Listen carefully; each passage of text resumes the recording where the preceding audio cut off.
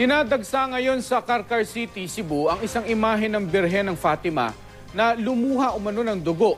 Pero ang simbahan nagbabala sa mga deboto na huwag basta-basta maniniwala sa mga umano'y himala. Makibalita tayo kay Chona Carrion ng GMA Cebu. 3 araw nang dinadayo ng mga tao mula sa iba't ibang lugar sa Cebu ang isang maliit na kapilyang ito sa Sitio Lagang, Barangay Ocaña sa Carcar City, Cebu. Pinupuntahan at pinagdadasalan ang umano'y pag-iyak ng dugo ng 15 taong gulang na ceramic statue ng Birhen ng Fatima. Nakita umano ng 5 taong gulang na si John Patrick ang umano'y pag-iyak ng dugo ng Birhen itong linggo. Sa tingin mo nakita ka itong nagduwa ka din niya? Hilak siya. Kinsa siya ha? Makikitang may tila dugo sa bandang ilong ng Birhen na umabot sa suot nito.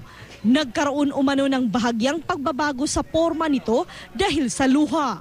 Sa ngayon patuloy ang pagdating ng nais makakita ng imahen.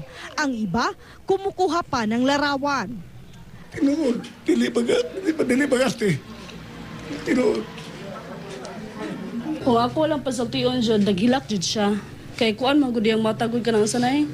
Nihubag siya ba? Ayon sa may-ari ng kapilya, hindi siya gumagawa ng gimmick dahil may mensahe raw ang imahen sa kanya. Kuan sagpasahin siya nako nga nagkuan siya nga paampuon ang mga tao dire.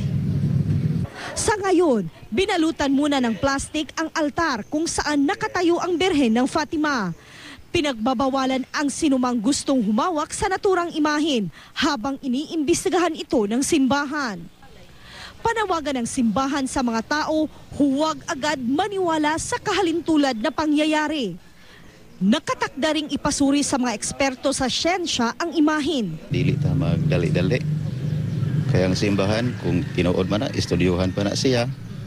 Unya, sa siyensya, it has to be proven kung usa na katinuod. Sa ngayon, pinaigting na ang seguridad sa lugar dahil sa patuloy na pagdagsa ng mga tao. Chona Carrion, Nagbabalita, Pilipinas.